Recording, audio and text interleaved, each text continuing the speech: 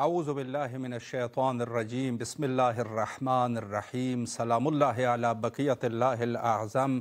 امام حسین علیہ السلام 4 انٹرنیشنل ٹی وی کربلا مقدسہ سے اس وقت ماہ رمضان عظیم کی راتوں میں پروگرام معرفت منتظر اجل اللہ تعالی فرجہ الشریف میں آپ کے حاضر خدمت ہے، اور اس پروگرام میں جیسے آپ کے علم میں ہے کہ ہم گفتگو جو ہے وہ اس عنوان سے کر رہے ہیں کہ کیا حضرت بقیت اللہ الاعظم امام زمانہ اجل اللہ تعالی فرجہ الشریف کہ ظہور کے لیے جو دعا کی جاتی ہے کیا وہ مؤثر بھی ہے ہماری زندگی میں یا مؤثر نہیں ہے؟ یقیناً کہ مؤثر ہے، اور جو حضرت کے ظہور کے لیے جو دعا کی جاتی ہے یقیناً ہمارے زندگی میں انواع اور اقسام قسم کے برکات، جس کو شاید ہو سکتا ہے کہ ہم درک نہ کر سکے، حس نہ کر سکے، لیکن وہ برکات ہماری زندگی میں ہوتے ہیں۔ اور میں آپ کی خدمت میں عرض کروں کہ بہت سارے ایسے ناگہانی آفات جو انسان کے اوپر آنے ہوتے ہیں وہ بھی بلائے ٹل جاتی ہے اس دعا کی برکت سے۔ یقیناً منجی عالم بشریت حضرت امام زمانہ اجل اللہ تعالی فرجہ الشریف ہمارے اساسی اعتقادات میں سے ہے، اور حضرت کا ظہور جو ہے یہ بھی میں آپ کی خدمت میں عرض کروں کہ یہ عقیدہ ظہور فقط اور فقط مختص ہے عقائد اثنا عشریہ، مذہب امامیہ اثنا عشریہ خیر البریہ کے ساتھ۔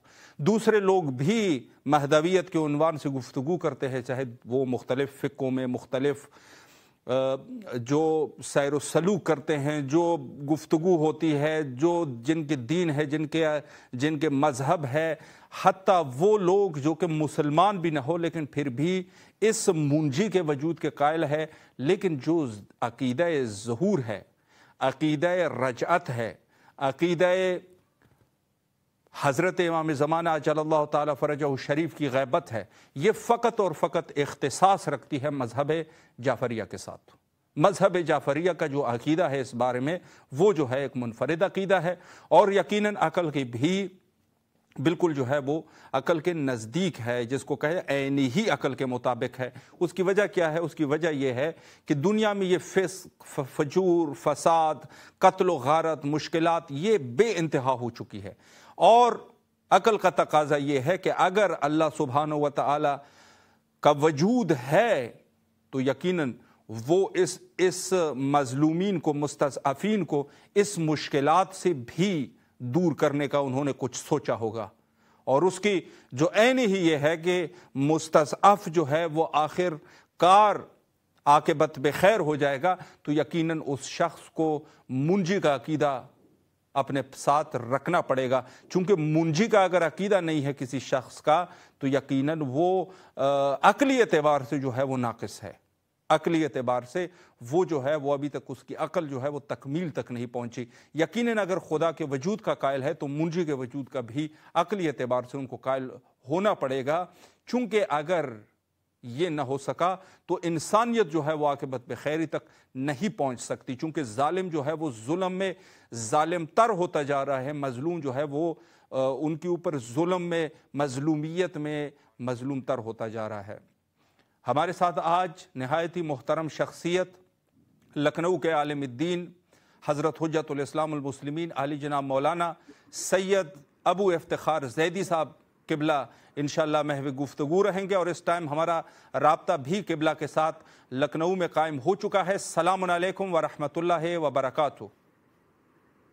وعلیکم السلام ورحمۃ اللہ وبرکاتہ۔ قبلہ خیریت سے انشاءاللہ، طبیعت مزاج بخیر ہیں؟ الحمدللہ۔ مولا آپ کو سلامت رکھے، اللہ آپ کو اپنے حفظ و امان میں رکھے۔ سب سے پہلے تو ماہ رمضان عظیم کے اس عظیم موقع پر آپ کی خدمت میں عرض تبریک پیش کرتے ہیں، اور میں چونکہ زیادہ آپ کا ٹائم نہ لوں، ابتدائی جو ہے وہ سوال میں خود دعائے ظہور حضرت امام زمانہ اجل اللہ تعالی فرجہ الشریف کے عنوان سے کرنا چاہوں گا۔ میرا سوال قبلہ یہ ہے کہ کیا عصر غیبت میں حضرت امام زمانہ اجل اللہ تعالی فرجہ الشریف کے ظہور کے لیے دعا، اس کے تاثیر اور ہماری زندگی میں اس کے اثرات ہے، اس پر قبلہ اگر ایک وضاحت فرمائے۔ اعوذ باللہ من الشیطان اللعین الرجیم، بسم اللہ الرحمن الرحیم، نحمدہ ونصلی علی رسولہ الکریم، وعلى آله الطيبين الطاهرين واللعنة على أعدائهم أجمعين من الآن إلى قيام يوم الدين أما بعد. یقیناً یہ جو آپ نے سوال کیا کہ دعا جی ظہور امام زمانہ کے سلسلے کی دعا جی ہمارے لیے ظاہر ہے کہ ہم اس وقت سے جب سے آپ نے غیبت اختیار کی ہے ہمارے امام نے اس وقت سے علماء نے یہ تاکید کی کہ ہمیں ظہور امام کی دعا کرنا چاہیے. بے شک. اس وقت سے لے کے آج تلک یہ دعا جاری و ساری ہے. اور انقلاب ایران کے بعد سے تو اس میں اور چار چاند لگ گئے. جی ہر جگہ ہر مسجد میں سارے علماء کا یہ کہنا ہے کہ جب بھی صلوات پڑھی جائے جی تو وعجل فرجہم ضرور کہا جائے. سبحان اللہ سبحان اللہ. وعجل فرجہم کا مطلب ہی یہ ہے کہ امام اپنے ظہور میں آپ تعجیل فرمائیں. الہی آمین. اچھا یہ بھی ہے کہ کبھی کبھی اس پر اعتراض بھی ہوتا ہے کہ آپ امام سے ہی کہہ رہے ہیں کہ ظہور تو خود انہی کا ہونا ہے جی تو ہمیں خدا سے کہنا چاہیے کہ اے اللہ امام کے ظہور میں تعجیل فرمائے. وہ بھی صحیح ہے جی لیکن ہم ظاہر ہے کہ جو خود وسیلہ بن کے موجود ہے حجت الہی بن کے موجود ہے تو ہم خود انہی سے کہیں تو وہ بارگاہ الہی میں عرض کریں گے. ہر دور میں ہمارے لیے وسیلہ رہے ہیں. کبھی امام مولا کائنات سے لے کے ہر امام کے زمانے میں ہم رہے. شیعان حیدر کرار اور وسیلہ اس وقت کا امام ہوتا تھا. تو ظاہر ہے کہ ہم تو ہر امام کو زندہ مانتے ہیں. ہر امام ہمارا وسیلہ ہے اور خاص طور سے امام زمانہ علیہ الصلوۃ والسلام. تو اگر ہم یہ کہیں وعجل فرجہم یعنی ان کے ظہور میں تعجیل ہو. اور یہ بھی ہوتا ہے کہ ہم یہ بھی کہتے ہیں کہ جیسے ایران میں ایک دعا کافی رائج ہوئی تھی کہ یبن الحسن یبن الحسن عجل علی ظہورک. سبحان اللہ. اے امام حسن عسکری علیہ السلام کے بیٹے آپ اپنے ظہور میں تعجیل فرمائیے. تو اس میں بہت سے لوگ اعتراض کرنے لگتے ہیں. اس میں اعتراض کی بالکل کوئی گنجائش نہیں ہے. یہ جہالت ہے کہ اس پہ اعتراض ہوتا ہے کیونکہ خود ہمارے امام وسیلہ ہیں. ہم انہی سے کہہ رہے ہیں. اب ہماری دعا کرنے میں اور امام کے دعا کرنے میں بہت فرق ہوتا ہے. ہم جب ان سے کہیں گے تو امام خود بارگاہ الہی میں ڈائریکٹ کہیں گے تو شاید اس کا اثر زیادہ ہو. بس ہم لوگ اس لیے کہتے ہیں کیونکہ ہمارا ایک فرض ہے کہ ہم اپنے امام کو چونکہ ہم معرفت ہمیں ان کی حاصل کرنا ہے لہٰذا ہم اس میں سب سے اہم چیز جو دعاؤں میں ہے معرفت کی وہ ظہور کی دعا ہی ہے. بے شک کہ ہم ظہور کی دعا کریں گے تبھی ہمیں یہ کہا جائے گا کہ ہاں یہ لوگ معرفت کے تھوڑے سے درجے پر فائز ہیں. اور ظاہر ہے کہ جو ہماری مشکلات ہیں جو زمانہ جو سچویشن اس دور میں ہر ملک میں ہر طرف لڑائی جھگڑا خوریزی ہو رہی ہے. سیاست جھوٹ کا بازار گرم ہے. غیبتیں ہو رہی ہیں. غنا کے بازار گرم ہیں. ان سب چیزوں کو دیکھتے ہوئے ہم سب کا فرض بنتا ہے کہ ہم اپنے امام کو دل سے پکاریں کہ امام تشریف لائیں. اور جو پیغمبر ارشاد فرما گئے چھٹے امام نے جس کا حوالہ دیا کہ ہمارے امام جب آئیں گے ظلم و جور کو ختم کر دیں گے. عدل اور انصاف کا بول بالا ہوگا. پرچم اسلام پوری دنیا میں لہرائے گا. بے شک. تو ہم ظاہر ہے کہ کس کی تمنا نہیں ہوتی.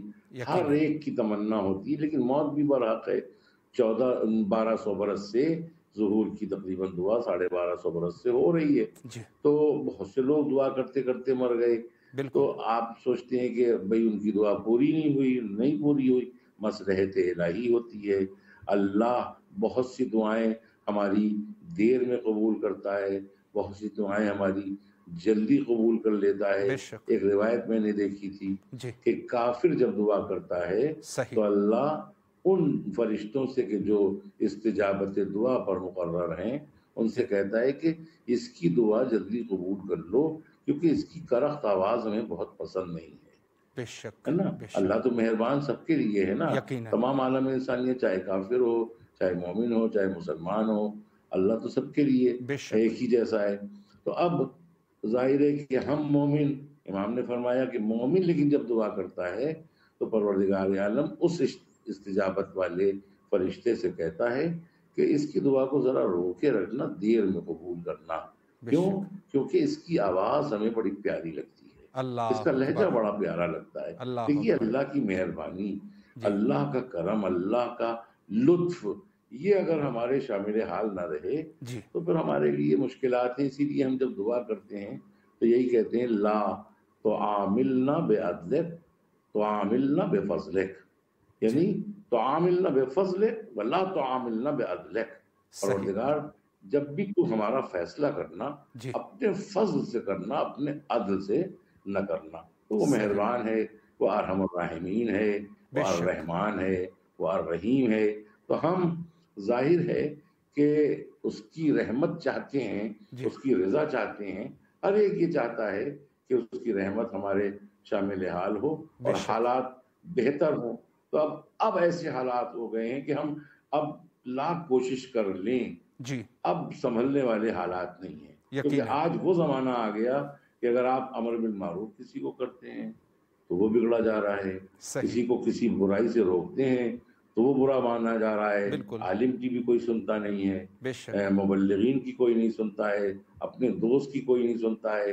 اگر آپ کسی کو کوئی مسئلہ سمجھائیں گے وہ آپ کو سمجھانے لگے گا. بالکل. حالات ایسے ہو گئے ہیں، جبکہ حکم ہے کہ کچھ بھی ہو تمہیں امر بالمعروف اور نہی عن المنکر کرنا ہے. بے مگر شک. ہم جتنا بھی کوشش کریں اس کا اثر نہیں ہو رہا ہے. تو اب ہم یقیناً. بلا کے یہی دعا کرتے ہیں پروردگار اب ہماری زبانوں میں وہ تاثیر نہیں ہے، اب ہم دعا تو کرتے ہیں قبول نہیں ہوتی، بس پروردگار اپنی اس آخری حجت کو بھیج دے الہی اور آمین. تاکہ یہ ظلم و جور اب دیکھا نہیں جاتا. ہر الہی آمین. طرف قتل عام مچا ہوا ہے، اور خاص طور سے شیعان حیدر کرار کو تو چن چن کے اس وقت سے آج تک مارا جا رہا ہے. بے آپ شک. سن لیجئے، آپ دیکھیے عراق میں کتنے شیعہ مارے گئے، جی افغانستان میں کتنے شیعہ مارے گئے. بالکل. روزانہ خبر آتی ہے پاکستان میں جی کہ فلاں کو شہید کر دیا، بالکل. فلاں نوحہ خان کو مار دیا، فلاں انجینئر کو مار دیا. بالکل. آپ دیکھیے کہ پہلے بھی جو حکومت متوکل عباسی، مامون رشید، ہارون رشید، یہ جو زمانے گزرے ہیں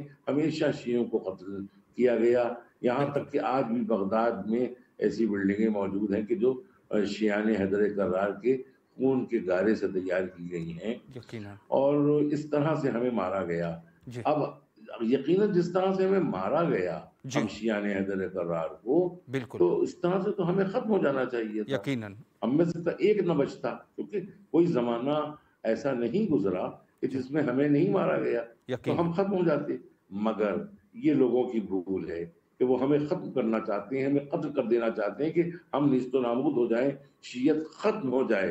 جی لیکن ایسا نہیں ہو نہیں سکتا، ہوتا. بالکل. چونکہ ہمارے مذہب کا جو سرپرست ہے وہ زندہ ہے، وہ پردہ غیب میں ہے، بے اور شک. وہی سرپرستی کر رہا ہے کہ آج شیعت بھی باقی ہے، صحیح اسلام بھی باقی ہے. الحمدللہ. قبلہ بہت ہی خوبصورت طریقے سے آپ نے تحلیل فرمائی، نہایت ہی کم وقت میں پورے مطالب کا حق آپ نے ادا کر دیا. میں ایک سوال یہاں یہ کرنا چاہوں گا، قبلہ کے ظاہر ہے ماہ رمضان عظیم ہے، اللہ کا مہینہ ہے، تو آپ کی نظر میں چونکہ ظاہر ہے کہ ماہ رمضان ایک تمرین کا مہینہ ہے کہ انسان اس میں تمرین کرتا ہے اور اپنے پورے سال کے لیے انسان متقی بننے کی کوشش کرتا ہے، تو کیا یہ مہینہ حضرت کی دعا کے لیے، ظہور کی دعا کے لیے اور اپنے آپ کی آمادگی کے لیے کیا یہ مناسب مہینہ ہے؟ اس پر بھی قبلہ اگر ایک وضاحت ہو جائے.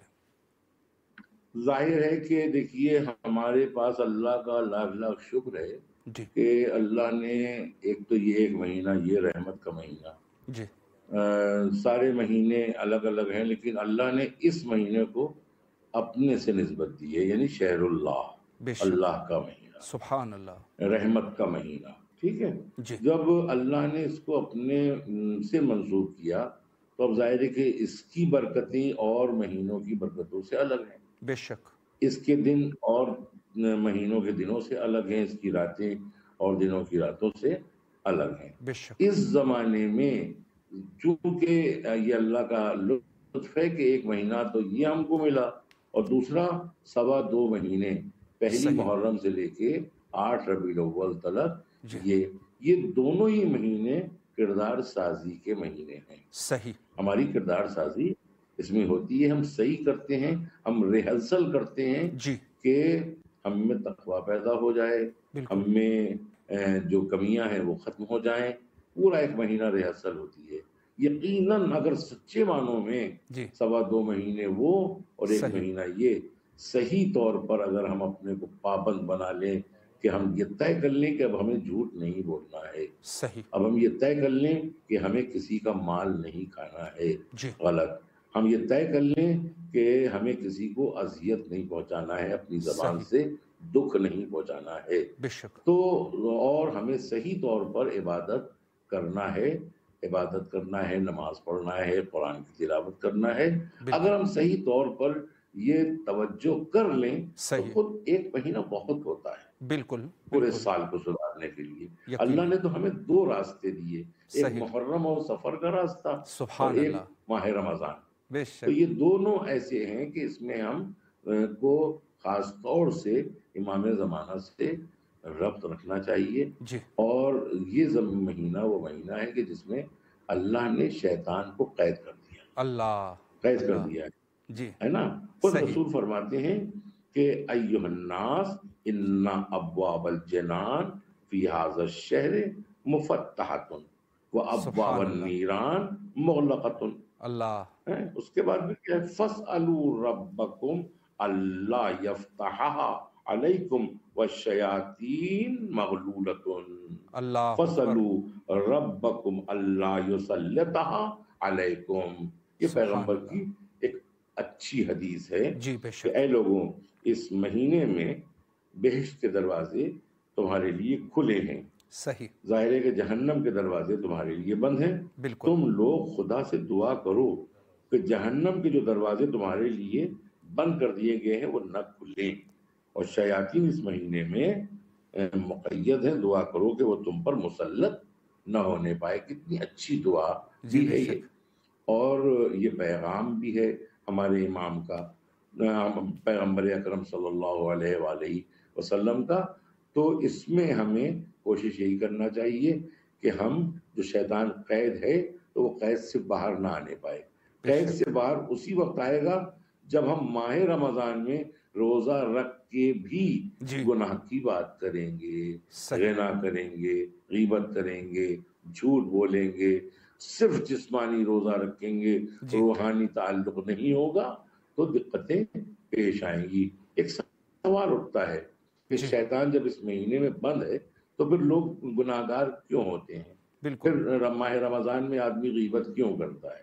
تو دیکھیے، اللہ ان لوگوں سے تو عاجز ہو چکا، یعنی جو واقعاً اللہ والے ہیں ان سے وہ عاجز ہے، مگر ان تک پہنچتا ہے. جو لوگ خود گناہ کرتے ہیں ان تک پہنچتا اس کا آسان ہوتا ہے. لیکن جو لوگ واقعاً اللہ کو چاہتے ہیں، تقوی اختیار کرنا چاہتے ہیں، نمازیں پڑھتے ہیں، عبادت کرتے ہیں، غیبت نہیں کرتے، دوستانہ رویہ اختیار کرتے ہیں، پڑوسی کا خیال رکھتے ہیں، تو انہی کے کو اپنے چنگل میں پھنسانے کے لیے آتا ہے. تو ایسے لوگوں کے لیے اللہ شیطان کو قید کر دیتا ہے. لیکن جو لوگ خود گناہ پہ گناہ کر رہے ہیں ان کے لیے شیطان قید نہیں ہے، ان کے تو خون میں حلول کر گیا ہے شیطان. ان کے لیے جدا نہیں ہے. جو واقعاً تقوی اختیار کرنا چاہتے ہیں ان کے لیے قید کر دیتا ہے کہ تم تقوی اختیار کرو، انشاءاللہ شیطان تمہیں نہیں ورغلائے گا، وسوسہ نہیں پیدا کرے گا. اور وہاں جہاں گناہ ہی پہ گناہ ہیں، مسلسل گناہ ہیں، اب وہ چاہے ماہ رمضان ہو تو بھی وہ گناہ کرتے ہیں، تو ان کے پاس تو شیطان موجود ہے، بلکہ شیطان ان کی سرپرستی کر رہا ہے اور ان کو تو وہ پریشان بھی نہیں کرتا، وہ تو بہکا چکا. بالکل. لہذا ہمیں اس ماہ مبارک رمضان میں خاص طور سے عبادتوں کی طرف متوجہ ہونا چاہیے. اور میں یہ سمجھتا ہوں کہ اصلی عبادت جو ہے وہ ولایت ائمہ معصومین کی. سبحان اللہ، سبحان اللہ. بے شک، بے شک. آپ سمجھ لیجیے، یہ نماز، روزہ اور حج یہ عبادتیں ہیں، مگر یہ بہت آپ یوں سمجھ لیجیے کہ یہ گویا ولایت جیسی عبادت کی یہ شاخیں ہیں، یہ فصلیں ہیں، ستون ہیں. لیکن اصلی عبادت جو ہے وہ ولایت ائمہ کی بقا ہے. اور ولایت ائمہ کی بقا میں آج جو آخری ولی اللہ کا پردہ غیب میں موجود ہے وہ ولایت کا سرچشمہ ہے، لہذا اور ولایت کا گویا ایک عظیم ستون ہے، اس ستون کو ہمیں چاہیے کہ کوشش کریں کہ وہ ستون ہمارے سامنے آئے، ظاہر بظاہر ہو، اس کی حکومت ہو، جو ہم نے سنا ہے رسول خدا کی روایات ہیں علامات کے ظہور کے بعد کہ جب ہمارے امام کی حکومت ہوگی، شاندار حکومت ہوگی، ایک ہی گھاٹ پر بکری بھی ہوگی، ایک ہی گھاٹ پر شیر بھی ہوگا، کسی قسم کا نہ خوف ہوگا نہ ڈر ہوگا، اور ہر آدمی ایک دوسرے کو پیار اور محبت سے دیکھے گا، کسی قسم کی کوئی تکلیف نہیں ہوگی۔ تو ہم لوگوں کا بھی دل چاہتا ہے کہ امام کا یہ زمانہ دیکھیں، اور ایک اور تمنا ہے وہ بھی دل چاہتا ہے کہ ہم دیکھیں، اس لیے اور ہمیں خاص طور سے ماہ رمضان میں ایام اعظم میں دعا کرنا چاہیے کہ پروردگار یہ جو رجت ہے یہ بھی ظاہر ہے کہ امام جب آئیں گے تو اسی وقت رجت کا بھی دور ہوگا، تو اس میں ہم نے جو روایات پڑھی اس میں انتہائی بدترین لوگوں کو بھی اٹھایا جائے گا اور انتہائی دیانت دار لوگوں کو بھی اٹھایا جائے گا، یعنی مومن ترین لوگوں کو بھی اٹھایا جائے گا، دوبارہ زندہ کیا جائے گا، اور بدترین لوگوں کو بھی۔ اب ظاہر ہے کہ عمدہ ترین لوگوں میں شہدائے کربلا کو بھی اٹھایا جائے گا، اور بدترین لوگوں میں یہ افواج یزید کو بھی اٹھایا جائے گا، جن لوگوں نے قتل و غارت کیا، اس طرح سے قتل کیا۔ تو ظاہر ہے کہ ہمارا یہ بھی جی چاہتا ہے کہ ہم وہ انتقام جو جناب مختار کا ہم کتابوں میں پڑھتے ہیں، تو ہم چاہتے ہیں کہ امام زمانہ کا چونکہ ایک لقب منتقم خون حسین بھی ہے، لہذا ہم چاہتے ہیں کہ ہمارے امام ظہور فرمائیں اور امام حسین کے خون کا بدلہ لیں اصلی قاتلوں سے۔ یہ بھی ایک میری تمنا ہے، ظہور میں یہ بھی ایک پہلو شامل ہے ظہور کی دعا میں۔ بے شک قبلہ، بہت خوبصورت طریقے سے آپ نے وضاحت فرمائی۔ میں چونکہ ہمارے پاس کچھ وقت بچا ہے تو میں چاہتا ہوں کہ استفادہ کیا جائے۔ آپ ماشاءاللہ قبلہ مؤلف بھی ہے، مبلغ بھی ہے اور خطیب بھی ہے، اہل بیت کے مدافع ہے الحمدللہ۔ ایک سوال میں اس عنوان سے کرنا چاہوں گا کہ اللہ کے دوسرے مہینے بھی ہے، لیکن ماہ رمضان کو اس قدر عظمت، جس میں عبادات کا کیا ثواب ہے، اس پر بھی قبلہ اگر ایک وضاحت فرمائیں مختصراً۔ دیکھیے ماہ رمضان میں تو چونکہ اللہ نے جب اپنا مہینہ کہہ دیا ہے تو اب تو اس میں کوئی کیا وضاحت ہو، اللہ کا مہینہ۔ اب ظاہر ہے کہ اللہ بڑا، ہر آدمی، ایک چھوٹا آدمی بھی کچھ دیتا ہے تو اپنی امکان کے حساب سے دیتا ہے۔ مثال کے طور پر ایک غریب آدمی ہے، وہ بھی کسی نے کچھ مانگا، اسے مثلا 2 روپے دے دیے۔ ایک اس سے ذرا سا بہتر آدمی ہے تو اس نے 5 روپے دے دیے۔ اس سے بہتر آدمی ہے تو اس نے جو ہے وہ 500 روپے دے دیے۔ اس سے بہتر آدمی ہے اس نے پورے ایک فیملی کا کھانے کا انتظام کر دیا، ہے نا۔ جو جتنا بڑا ہوتا جائے گا اسی حساب سے اس کی عطا بڑھتی جائے گی۔ ظاہر ہے کہ خدا سے بڑا تو کوئی ہے ہی نہیں، بے شک کوئی نہیں۔ جب خدا سے بڑا کوئی نہیں ہے اور یہ مہینہ بھی خدا کا مہینہ ہے، تو اب اس مہینے میں جو بھی، اسی لیے جو بھی ہم عمل کریں گے وہ زیادہ تر روایات ملتی ہیں 1000 گنا۔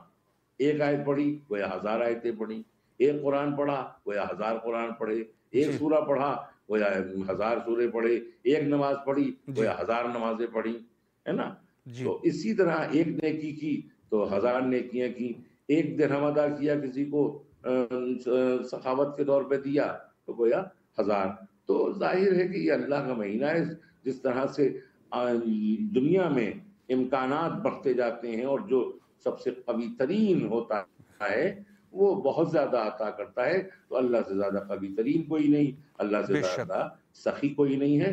تو ہم اس دور میں اگر عبادتیں کریں گے تو پروردگار عالم ہمیں صلہ دے گا۔ چنانچہ ایک دعا ہے جو 15ویں رمضان یا 16ویں رمضان کو پڑھنے والی ہے، اس کو ہم پڑھتے ہیں جیسے اللہم وفقنی فیہ لموافقت الابرار۔ دیکھیے کتنی اچھے لہجہ ہے دعاؤں کا، وجنبنی فیہ مرافقت الاسرار وآمنی فیہ برحمتک الی دار القرار۔ سبحان اللہ۔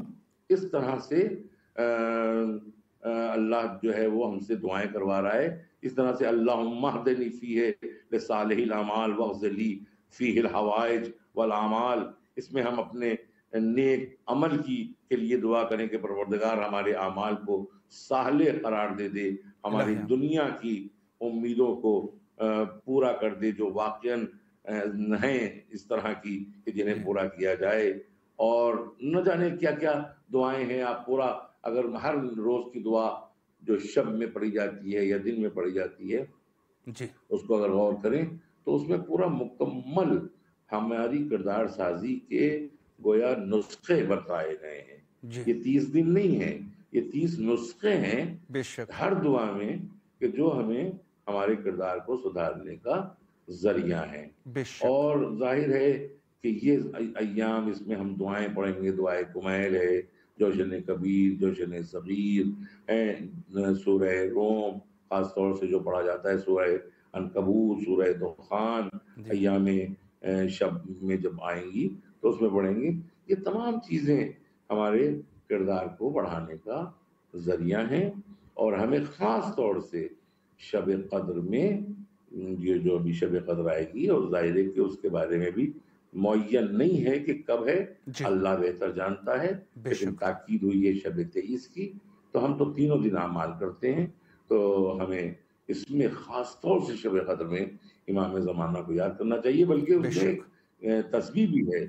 تسبیح جو ہے وہ اللہم کن لولیک الحجۃ ابن الحسن جو ہے دعا، اس کی ایک تسبیح بھی ہے.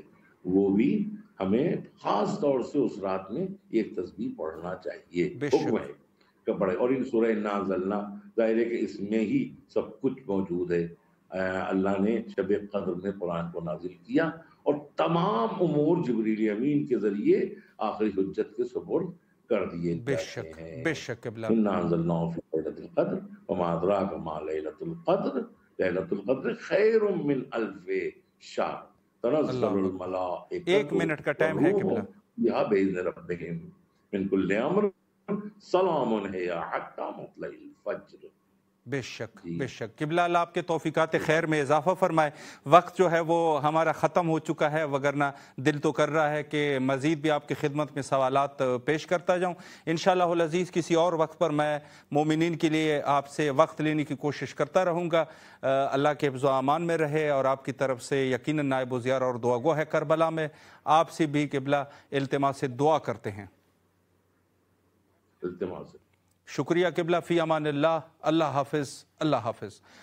جی یہ تھے ہمارے ساتھ قبلہ حجت الاسلام المسلمین علی جناب مولانا سید ابو افتخار زیدی صاحب قبلہ لکھنؤ سے. بہت خوبصورت گفتگو انہوں نے فرمائی دعائے حضرت حجت عجل اللہ تعالی فرجہ الشریف کے عنوان سے، اور ماہ رمضان عظیم کے عنوان سے بھی بہت ہی خوبصورت گفتگو. یقیناً ہماری توجہ جو ہے اس طرف ہونی چاہیے کہ یہ مہینہ ہمارے لیے آمادگی کا مہینہ ہے، اور انشاءاللہ ہم حضرت امام زمانہ عجل اللہ تعالی فرجہ الشریف کے ظہور کے لیے آمادہ ہو سکے. آخر میں دعا کرتے ہیں حجت خدا کے ظہور کے لیے. اللہم عجل لولیک الفرج.